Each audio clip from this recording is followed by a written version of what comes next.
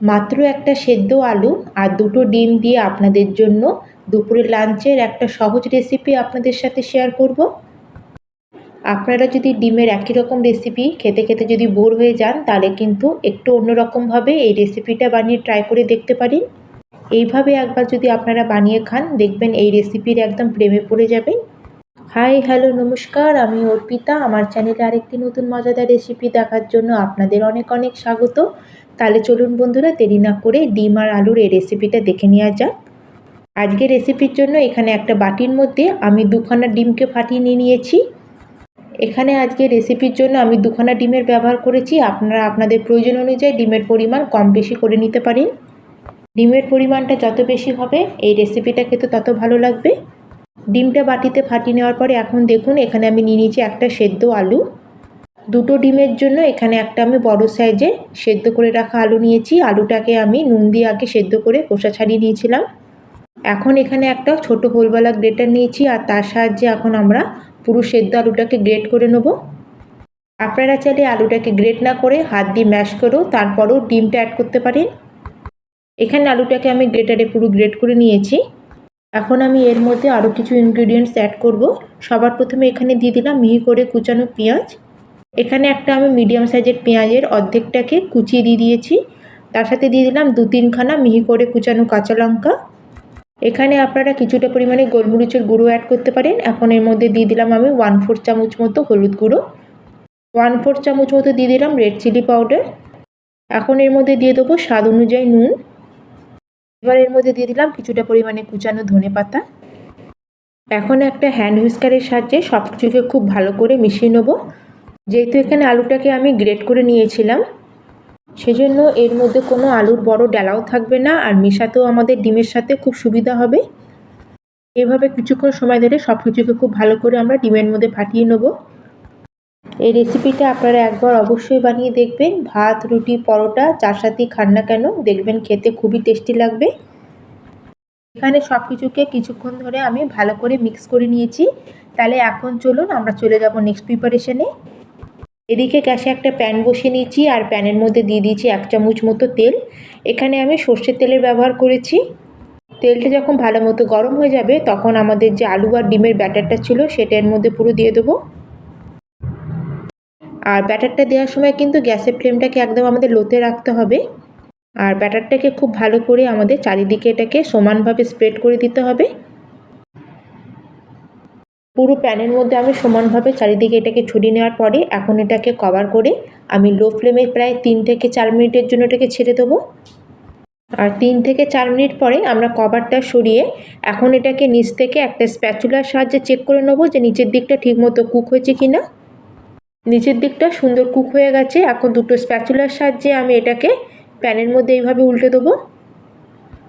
এতেও কিন্তু সুন্দরভাবে আপনারা উল্টে নিতে পারেন, একটুও কিন্তু ভেঙে যাবে না।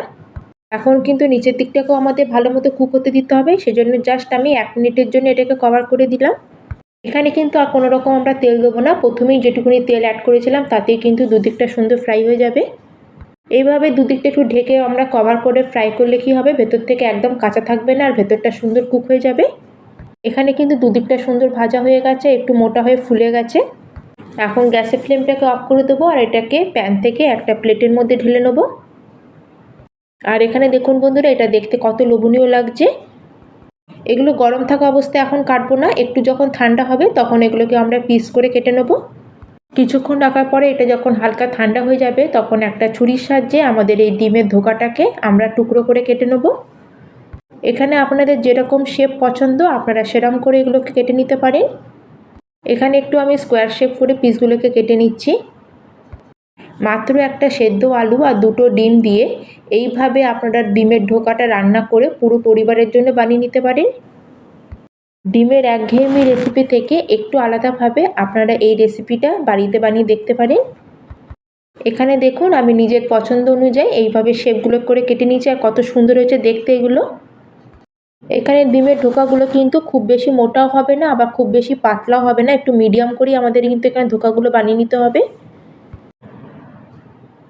ডিমের ধোকাটা আমি যে প্যানে করেছিলাম সেম প্যানটা আবার আমি গ্যাসের উপর চাপিয়ে দিলাম, আর তার মধ্যে দিয়ে দিলাম এখানে বড় চামচের 2 চামচ মতো সর্ষের তেল। আজকে রান্নাটা আমি পুরো সর্ষের তেল দিয়ে করছি, আপনারা চাইলে এটা সাদা তেল দিয়ে করে নিতে পারেন। তেলটা যখন ভালো মতো গরম হয়ে যাবে তখন এর মধ্যে দিয়ে দিলাম আমি হাফ চামচ মতো গোটা জিরে, আর তার সাথে দিয়ে দিচ্ছি এখানে কিছুটা পরিমাণে গোটা গরম মশলা। ফোড়নটাকে দিয়ে হালকা একটু নাড়াচাড়া করে এখন এর মধ্যে দিয়ে দিলাম একটা মিডিয়াম সাইজের পেঁয়াজ কুচি। এখানে গ্যাসের ফ্লেমটাকে এখন আমরা মিডিয়ামে করে দেবো, আর মিডিয়াম ফ্লেমে আমরা পেঁয়াজটাকে ততক্ষণ ভাজবো যতক্ষণ পেঁয়াজের কালারটা হালকা একটু চেঞ্জ না হয়ে যায়। পেঁয়াজের সাথে ঝালের জন্য এখানে দুখানা কাঁচা লঙ্কা কুচি আমি অ্যাড করে দিলাম। পেঁয়াজের কালারটা হালকা যখন একটু চেঞ্জ যাবে তখন আমি এর মধ্যে অ্যাড করে দেবো বড় চামচের 1 চামচ আদা রসুনের পেস্ট। আদা রসুনের পেস্টটাকেও এখন পেঁয়াজের সাথে প্রায় 1 মিনিট মতো আমরা একটু ভেজে নেব।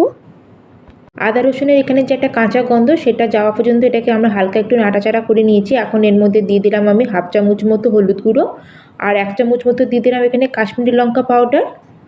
মশলার মধ্যে সামান্য একটু জল দিয়ে এখন আমাদের এই মশলাটাকেও আরও 2 মিনিট মতো আমরা একটু নাড়িচাড়ি কষিয়ে নেব। মশলাটাকে আমি এইভাবে লো ফ্লেমে 2 মিনিট মতো একটু কষিয়ে নিয়েছি, আর এখানে দেখুন মশলা থেকে কিন্তু তেল বেরোতেও শুরু হয়ে গেছে। এটাকে আরেকবার আমি নাড়াচাড়া করে এখন আমি এর মধ্যে দিয়ে দিচ্ছি একটা বড় সাইজের টমেটো, এটাকে আমি একটু পেস্ট করে দিয়ে দিলাম। টমেটো পেস্টটা দেওয়ার পরে গ্রাইন্ডিং জারটা ধুয়ে 2-3 চামচ মতো জল দিয়ে দিলাম। টমেটো অ্যাড করেছি, এখন আমি এর মধ্যে দিয়ে দেবো স্বাদ অনুযায়ী নুন। নুনটা দেওয়ার পরে এই মশলাটাকে আবার আমরা ভালো করে প্রায় 3-4 মিনিট মিডিয়াম ফ্লেমে একটু কষিয়ে নেবো যতক্ষণ এই মশলা থেকে না তেল বেরোতে শুরু হচ্ছে। এবার এর মধ্যে দিয়ে দিচ্ছি আমি হাফ চামচ মতো কাসুরি মেথি, হাফ চামচ মতো দিয়ে দিলাম জিরে পাউডার, হাফ চামচ মতো এখন দিয়ে দিলাম এর মধ্যে ধনে পাউডার। খুবই সামান্য এখানে অ্যাড করে দিলাম গরম মশলা। সব কিছুকে আবার খুব ভালো করে আমরা মশলার সাথে মিশিয়ে নেব। বন্ধুরা, আপনারা কোন সিটি বা কোন ভিলেজ থেকে আমার রেসিপিটা দেখছেন অবশ্যই কিন্তু আমাকে কমেন্ট করে জানাবেন। আজকের রেসিপিটা যদি একটু ভালো লাগে অবশ্যই কিন্তু একটা লাইকও করে দেবেন। সব কিছুকে খুব ভালো করে মিক্স করে এখন আমি গ্যাসের ফ্লেমটা লোতে করে এটাকে কভার করে দেবো প্রায় 2 মিনিটের জন্য। 2 মিনিট পরে ঢাকনা সরিয়ে নিচ্ছি, আর এখানে দেখুন মশলার সাইড থেকে কিন্তু পুরো তেল বেরোতে শুরু হয়ে গেছে। এবার আমি এর মধ্যে অ্যাড করে দিলাম 2 চামচ মতো টক দই। দইটাকেও দেওয়ার পরে আমরা মশলার সাথে এটাকে 1 মিনিটের মতো একটু মিক্স করে নেব। যখন কোনো সবজি বানাতে ইচ্ছা করবে না আর বুঝতে পারছেন না যে কী বানাবেন তখন কিন্তু আপনারা এই রেসিপিটা ট্রাই করে দেখতে পারেন।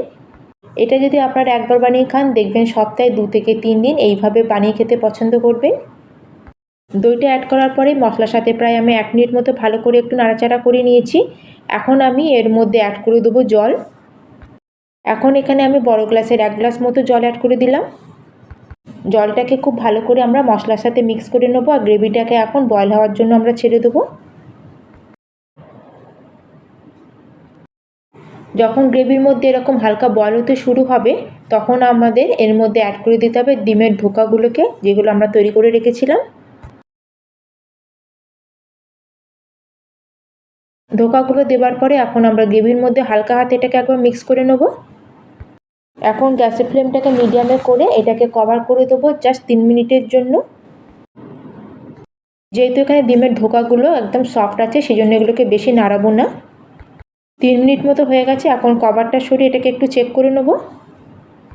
এখানে দেখুন বন্ধুরা, ফাইনালি রেডি হয়ে গেছে আলু আর ডিম দিয়ে ইউনিক একটা রেসিপি। এখন উপর থেকে দিয়ে দেবো কিছুটা পরিমাণে কুচানো ধনেপাতা, আর ধনেপাতাটাকে গ্রেভির মধ্যে মিশিয়ে আমরা গ্যাসের ফ্লেমটাকে বন্ধ করে দেবো। আপনারা যদি ডিমের এই রেসিপিটা একবার বানিয়ে না খান তাহলে আপনারা বুঝতেই পারবেন না যে এই সিম্পল রেসিপিটা কতটা টেস্টি তৈরি হয়েছে। এখন এটাকে আমরা গরমা গরম একটা প্লেটের মধ্যে সার্ভ করে নেব। তাহলে বন্ধুরা, আজকের আমার এই রেসিপি আপনাদের কেমন লাগলো অবশ্যই কিন্তু আমাকে কমেন্ট করে জানাবেন। ভালো লাগলে লাইক করবেন, শেয়ার করবেন, আর চ্যানেলে যদি নতুন হয়ে থাকেন চ্যানেলটিকে যদি এখনও না সাবস্ক্রাইব করে থাকেন চ্যানেলটিকেও প্লিজ সাবস্ক্রাইব করে দেবেন। তাহলে বন্ধুরা, আজকের মতো আমি এখানেই শেষ করলাম। আবার চলে আসবো এরকম নিত্য নতুন রেসিপি নিয়ে। ধন্যবাদ।